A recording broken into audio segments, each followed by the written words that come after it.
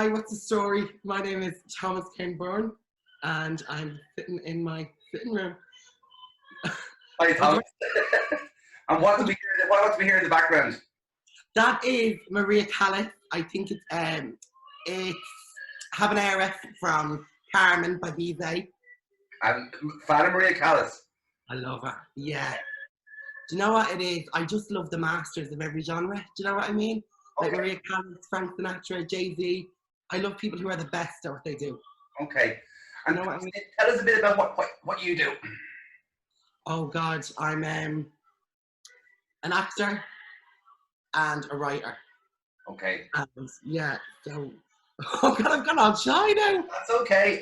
Come here. Was that always something that you want? Like, was that acting and being involved in theatre always something that you wanted to do? Always, like always, because so many of your friends give their parents that 6-year heart attack when they say they want to be an actor, but there was never any really question. Do you know what I mean? I started dancing, then I could always kind of sing as well, and then yeah, the acting kind of happened by accident. Do you know what I mean? Yeah. Because when I was younger, I wanted to be a pop star, and then I was like, oh, I better do a few drama classes just in case. Do like a Whitney and the Bodyguard. Do you know what I mean? And I just fell in love with it. And was it when then a decision obviously to do something you love and do something you love to enjoy yourself and to actually make a career of it or to try and make a career of it? Was that a big decision for you, or was that just kind of natural? No, it was, but I still, in 6th year, I kind of had that dilemma, like acting or fashion. Okay. Fashion's a huge part of my life, and like even in saying nothing to no one, Keen's story of how he got into fashion college and all the McQueen inspirations was kind of my outlet for the fashion as well. And so yeah, sorry, I'm talking in circles there, but yeah, it was always acting, but fashion kind of went a few rounds with it in 6th year, and then acting kind of knocked it out. And come here, when did the fashion come in? Was that a lifelong thing as well, Thomas? Was that kind of... Yeah, I was always mad into fashion. Even when we do dance competitions, obviously like your freestyle and your slow costumes were all stones and whatever, but you'd make your own hip hop costume. And I used to make everyone's, I love it like. And tell us about the dance school that you were in and that you're involved in. So I was in a few of them, but mainly Francesca Arc and the Samson Sage Academy in Dublin 1. Okay. So for anyone who's seen The Fast Dancer with Bernadette, that's a love letter to Francesca, basically. No, not Julian. Francesca is lovely, but we had some of her students and everything in it. Yeah. So, and I think knowing you over the last few years, like your roots are incredibly important to your work. And why don't you kind of talk a bit about that? Yeah, well, I'd say they're more or less vital, really, aren't they? Do you know what? I just think my people and my area have been so good to me. They really have, and they're a huge part of who I am. And I think this is my way of doing them a favour. Do you know what I mean? Through my work and giving them a fair swing of the bat, really, like, because you get so many people creating work from a height and looking, do you know what I mean? And you can tell, I just feel when others write for my area, it's a very long lens. Do you know what I mean? And when I do it, it's a throwaway camera. It's raw. There's no bells and whistles. What you're seeing is the truth, And how does that come across, like, from people who live in your neighborhood and friends and family? Like, how is their interaction with your work been? Oh, they love it. Yeah. Like, they love it. Like, they're seeing themselves up on the stage. Do you know what I mean? And like, they'd be bringing their popcorn and their apples and everything like that. And I'm serious about the apple. We had someone in the front row of theatre upstairs, the smallest theatre in Dublin, eating the Granny Smith. Lovely. I could hear Erica Rowe's jaw crack from the other side of the stage. But yeah, they love it, and they've never seen themselves up there before, do you know what I mean? So they're laughing and gasping and yeah. And the sort of the warts and all, because you don't shy away from, the reality of things either. And I think that's kind of key to your work. And how does that kind of sit? Well, I think if I didn't do that, it would just look like I was an angry young man with a chip on my shoulder. Do you know what I mean? On a rant and I'm from the flats. I think if I wasn't giving them both sides and the honesty, then it just wouldn't work.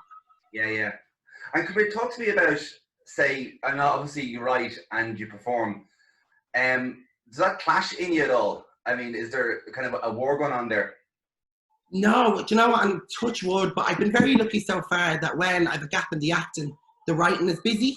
So they've never kind of clashed so far. But I think because I wrote as well, it took people a while to take me seriously as an actor, you know. But I think, you know, some people are an actor who writes or a writer who acts. But without sounding too cocky, I think I've proved myself in both individually. So I would say I'm equal parts an actor and a writer. Yeah. It's funny because my first experience of you, I saw you in your graduation show with the Gaiety. I can't remember the pirate show. Few Pirates Ever Die. Lee Coffey wrote that. Yeah, that's right. Yeah. So I mean, my experience of you was as an actor, kind of first and foremost.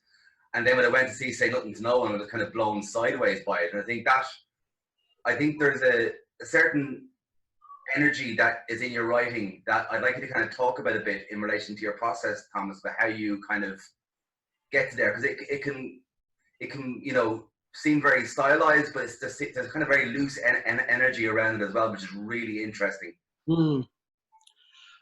Okay, yeah, I'm terrible at talking about my process. Do you know what?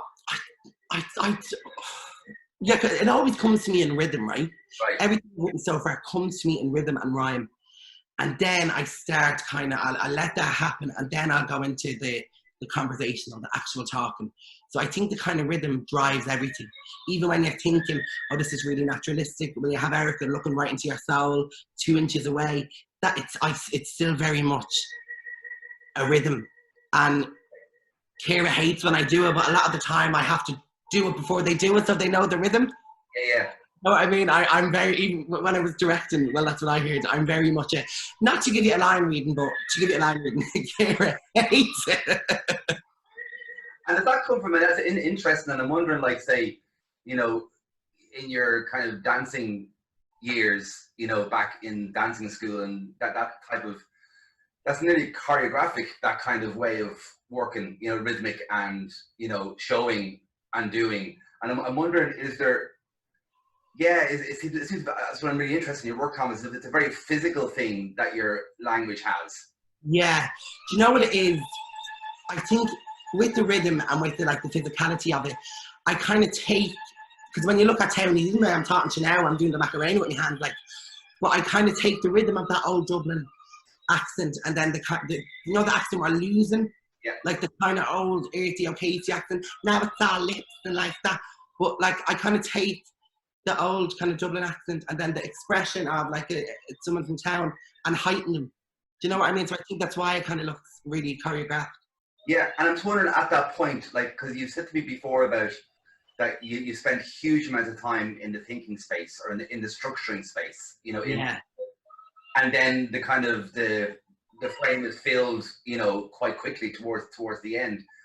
How does that work down from an editing point of view, like when something isn't working for you? Oh God, see, I think it's good that I'm not precious about cutting, and I'm not precious about like people being very, because obviously when you're a singer and a dancer, there's no subjectivity there. It's wrong or it's right. So I'm not precious about people going, that is bleeding terrible. Just cut that out, please. Do you know, I crave it almost. But what you were saying about, I can't write a word till I've structured the whole story, until I know what's going to happen from beginning to end. Because I love to embellish, Mark, and if I don't do that, I'd write myself to China and back. Yeah. You know, even with Mrs. McCushla, we were obviously going to leave them on a cliffhanger because it was a work in progress. Yeah. But I came with the final draft, it was 54 bleeding pages. I was like, oh my God, poor Hilda. So is bleeding all right? That's not too much. Oh, of course, like. But yeah, so I structure everything on the page, and then I'll come at it and write. Whereas I know a lot of people just write and write and write. Mm. And sort of in relation to, you've said quite a lot there over the last while, you seem to also thrive with a kind of, I know you have a company, but like with a crew of people that you trust. Oh, I have my entourage, yeah. Can you talk a bit about that in relation to your artistic process as well, Tom? You know, I went through a very bad phase a few years ago, kind of 15 to 17, where I didn't really have anyone around me I could trust. Mm-hmm. You know, and I still think I have little bit of a trust issue. So when I kind of have people who I respect and admire their work, and I can completely trust them, I tend to latch onto them. You know, and yeah, I really don't travel with my entourage. I think whether it was the Abbey or Broadway that came knocking, you better believe I'm going to arrive unborn Laura Honan and my girl, you know? It works. I mean, you know, I think it's not like you all seem to raise each other's boats and each other's game. You know what I mean? That, yeah. Do you think in relation to when you move, say, from college into the more professional kind of realm, can you just talk about how that was for you to kind of create work or to make work or to develop a wider entourage, or, you know, what came first for your pushing yourself out as an actor and a writer? Like, what happened? I tell you, do you know what? I've been very lucky, Mark, because I was writing Say Nothing to No one all through my final year in the Gaiety, and obviously, like, they have their manifesto program, which is amazing. Like, I really can't thank the Gaiety enough for kind of, obviously I wanted to write before that, but I can't thank the Gaiety enough for giving me that bug. Do you know what I mean? Yeah. Yeah, but I think for me it was really relatively easy. Like, I was very lucky. I mean, that grad play came down on the Saturday, and we were in rehearsal for Say Nothing to No one on the Monday. Wow. And I've been given nothing but help, like, from obviously theatre upstairs first and foremost, but you and Neve and Willie White and Philly always there to give advice, and Keane O'Brien. Like, people have been so good to me.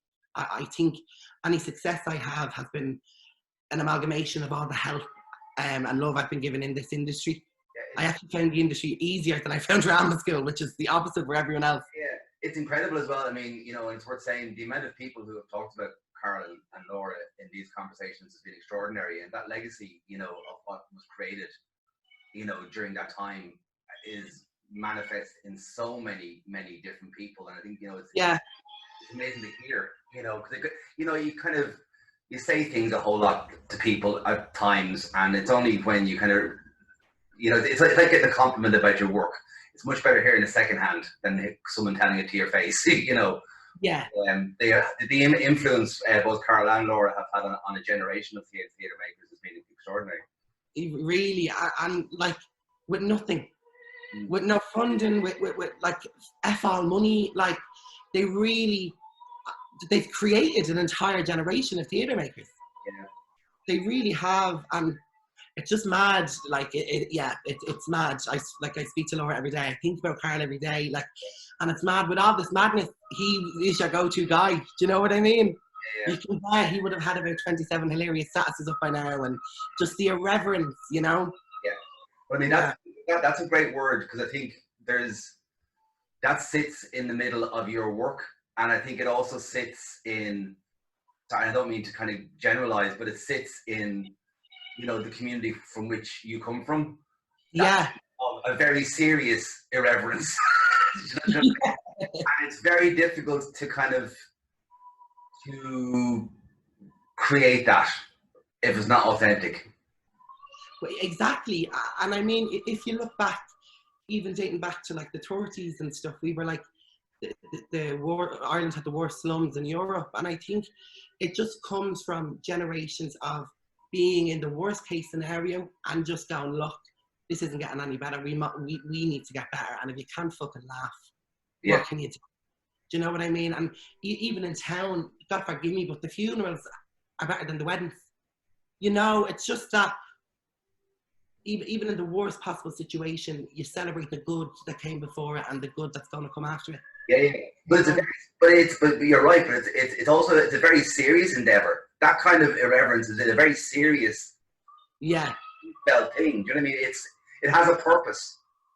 Yeah, it does. And I know sometimes we can go too far, you know. But I'm kind of, my attitude is, if you have the bottle to say it to me face, then I'll take you seriously. Do you know what I mean? That's kind of my attitude. Yeah. And come here to me, in relation to, say, work that's influenced you, or like maybe you've obviously listened to Maria Callas, but are there things or shows or films or music or, you know, certain things that through your life have affected you on a deep level, or things that you go back to? Oh, definitely. Like, you've seen me shows, Mark. Like, I think if you cut me open, I'd bleed. Clueless and Glee, like everything. Pop culture is everything to me. Yeah, You yeah. know, I think that's, yeah, and just, I don't know, like specific things. Like, yeah, Twink seems to make it into me work all the time. Mentions of Twink. Yeah, I think definitely pop culture, and like pop culture where I'm from, and Yeah. the women in my life have really shaped my work. And can I ask you then, because I think that you've spoken a lot about kind of, say Twink and Ray Callis and the icons, and but you really can see that in your work, the kind of the space between the icons and the normal or the mundane, or do you know what I mean, or the live life, Yeah. and that's kind of really for me where your work exists. Well, just before we go any further, I Yes. love, but never compare it to Maria Callas again Oh, in my sorry. presence. Yeah, yeah. I meant in the icons way. Yeah, she's a different type of icon. Wait, what was the question again?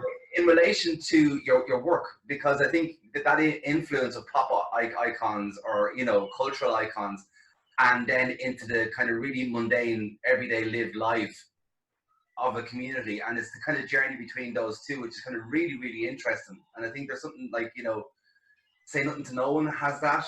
Yeah, That's what I heard certainly has that in relation to the kind of use of Instagram and social media, and to talk about very basic things. So I'm interested in kind of how you use that style. Like, what is there, is there something that drives that in you? I just love contrast. I just love to find the extraordinary in the ordinary. I just love having the audacity to put complete frowned upon opposites together, and people go, like, even with the way I dress, I love nothing more than throwing a pair of Gucci shoes with a tracksuit. Do you know what I mean? There's something about contrast that really do it for me. Like, I hear, like, we did Italian in school, and there was a phrase, Bella Brutto, or Brutto Bella, like the beautiful ugly. Yeah. And I just love complete contrast. So, I think it's because it's these extraordinary people in very ordinary situations, or vice versa. Yeah. I'd say, yeah. And okay, and just a couple more questions, Thomas. Of course. Fascinated by say the next stages for you. I mean, obviously we're going to be doing some work together over the next year. McCushla, which obviously kind of unfortunately kind of got halted midstream. Yeah. But you mentioned, say, the strong women in your life, and the amount of impact that, say, that has in your circle, but also in an awful lot of the themes that you explore. Can you just talk about that for a minute? About kind of the strong women that you enjoy exploring, or are in your circle, and kind of that, what is it that draws you to that kind of context? I just come from a world, man, don't get me wrong, my mom and dad are still very much together, and like, I love my dad to bits, like, but I come from a world where it's very much, you can have 100 dads, you'll only ever have one man, or one ma, and a man can put his coat on and leave tomorrow. A woman is left with the situation and the kids. You know what I mean? Yeah. So I've always been brought up with a huge reverence to women, because let's be honest, they are the doers. They are the doers in our society, and they're the ones with so few choices. They can't, I know some have, but they can't put their coat on and leave tomorrow like a man. Yeah. You know. So yeah, and I think that there's sort of follow-on question in that, in relation to, and back to the beginning of the conversation in a way, about the people that surround you, friends and families and neighbours coming to see your shows. I feel sometimes that the arts, or the broader arts, kind of get trapped in our own bubble, and kind of advocate to ourselves about the importance of what we do. And I'm interested in, what trick we're missing in relation to advocating to the people that live beside us, in relation to what we do, or seeing the synergy between the kids in dance schools and what you do. Yeah. How do you feel that we could be doing more? Buzzwords, like, I think what really started us was give up. Things get recognised, you know what I mean? Yeah. Like, I think non-theatre people think in a non-theatre way. So if you're using this Caravaggio image on your poster because you think, oh, like, Artie Paula in Foxrock is going to love that, that's going to go over their heads. And I'm not saying they're in any way dumb or whatever, they just don't in a theatrical fashion like that. So when you see Say Nothing to No One, or you see, well, that's what I heard. on a post, you're going to go, oh, I used that phrase. What are they singing up for? Is it a party? Do you know what I mean? Yeah. No, I mean, sorry, and that's key, you know. Yeah. And it's kind of, I don't see these things as complex. Do you know what I mean? I think they're quite simple. But, you know, sometimes we try and make them difficult because we don't know how to do them. And I think the more voices like yourself that are emerging, the kind of more, the more good pressure it'll put on the wider industry to kind of go, look, this is not rocket science. Yeah. Yeah, exactly. I just think everyone, and I mean everyone in Ireland, like artists, can just afford to be a bit more bleeding irreverent. You know, like, yeah, I just think if you want the people from the flats, speak to the people from the flats, you know, and I think you do that so well in Ballymun, and that's why I'm so excited to kind of get cracking. And, you know, I think of all the theatres, you have grasped that sense of community the most out of anyone. Do you want to speak about the work that we're going to be doing? Yeah, very early days. But yeah, so it's called rearing is sparing, and that's an old kind of Dublin phrase. My ma always uses it, meaning if like you're rearing a child of your own, then kind of be sparing with your judgment or condemnation of other people's children, because nobody sends their children out to do a bad turn. Yeah. Well, you know, when your door is shut, you don't know what your child is up to, so just be sparing with your judgment. And so yeah, it's kind of, the action of the play takes place in a cafe near the, like the present action takes place in a cafe near the Central Criminal Court. So yeah, I'd say the bones of it is basically two women whose lives have been turned upside down by the actions of the other's son. So yeah. I think Maria's really enjoying. Oh, she's hitting E6. It's like no one's business, that girl. Come here. I'll leave you at that, Thomas. It's always a pleasure to chat. And thanks very much for taking part in this. And I'm looking forward to seeing you in the real world again soon. Yeah, Marshall Tours, you'll have that draft, don't worry. Oh, May, Jesus Christ. Jeez, I was kind of going, don't put pressure on yourself. Stay safe. Mwah. Talk to you soon. See ya. Bye.